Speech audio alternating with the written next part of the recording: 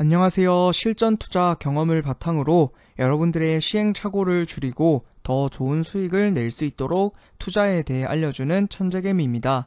오늘은 XXL이 이제는 8달러까지 깨졌습니다. 어떻게 대처하는 것이 좋을지, 그리고 하락은 어디서 멈추는지에 대해서 여러분들과 함께 이야기해 보도록 하겠습니다. 자, 어제도 나스닥이 중간에 반등을 하는 듯 해 보였지만 결국에는 1% 하락을 하면서 마감을 했습니다. 필라델피아 반도체는 중간에 반등했을 때도 양봉으로 전환하지 못하고 어제는 약 마이너스 2.5%나 크게 하락을 했습니다. 필라델피아 반도체 지수가 하락함에 따라서 XXL도 어제 약 9% 가까이 하락을 하면서 이제는 8달러가 깨지면서 7.57달러를 기록하게 되었습니다. 먼저 이슈를 보도록 하겠습니다. 경기 침체 우려에 혼조 속에 나스닥은 하락하였다. 자, 그리고 BOE 긴급 채권 매입 프로그램이 14일날 중단된다라는 이슈가 나오면서 나스닥이 떨어졌다라고 이슈가 나오고 있습니다. 자, 그리고 반도체 지수도 마찬가지로 채권 매입 연장을 불가하면서 BOE발 악재에 급락하였다. 자, 반도체 지수도 급락하였고, 그리고 반도체 수요의 약화가 되면서 떨어졌다라는 식으로 이슈들이 나오고 있습니다. 자, 여기서 BOE 이슈를 한번 정리해 보도록 하겠습니다.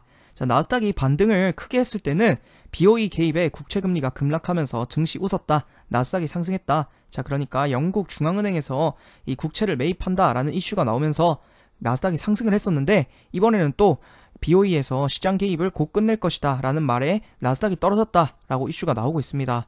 자, 항상 이슈는 오르면 올렸다, 내리면 내렸다. 자, 이 영국 중앙은행에서의 매입은 되게 중요한 이슈이긴 하지만 저희가 매수와 매도를 판단하는 데 있어서는 이 판단력을 흐리게 할 수 있다는 것을 여러분들께 말씀을 드리고 싶습니다. 실제로 호재는 나왔지만 나스닥은 결국에 또 다시 떨어졌습니다. 그래서 여러분들이 매수와 매도를 하실 때는 이 뉴스는 항상 참고만 하고 판단의 기준이 되지 못한다는 것을 여러분들이 꼭 알고 계셨으면 좋겠습니다.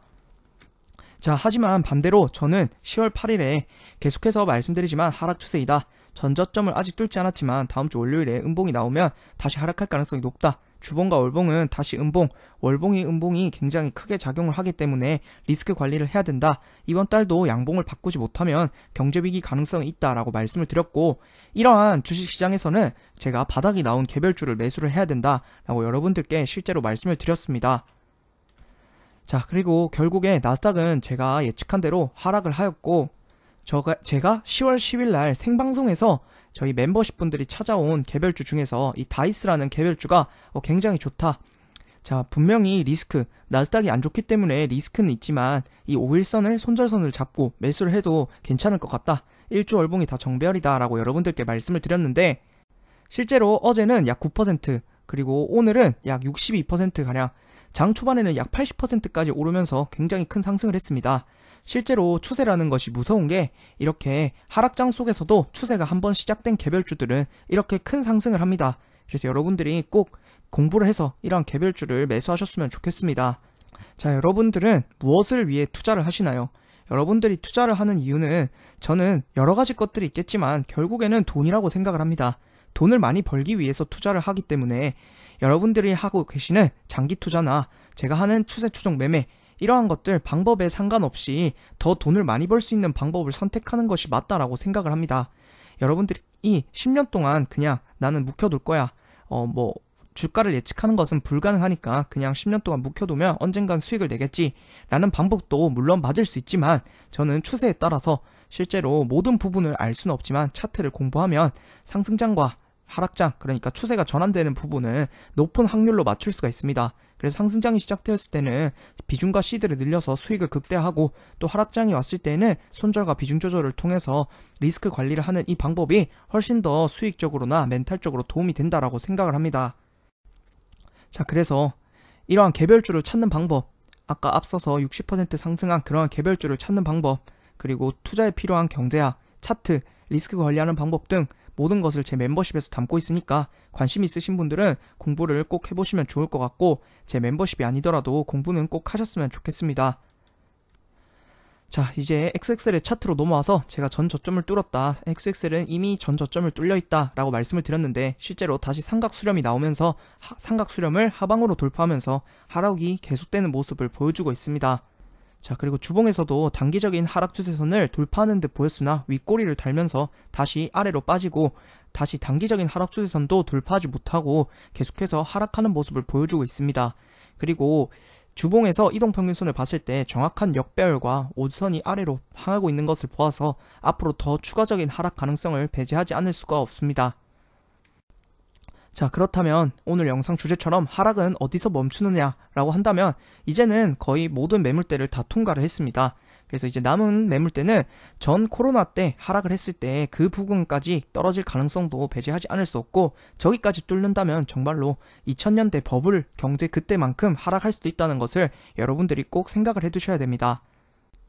자, 그렇다면 어떻게 대처하는 것이 좋을까라고 한다면 저는 앞 영상들에서도 계속 말씀을 드리지만 관망하는 것이 좋다라고 생각을 합니다.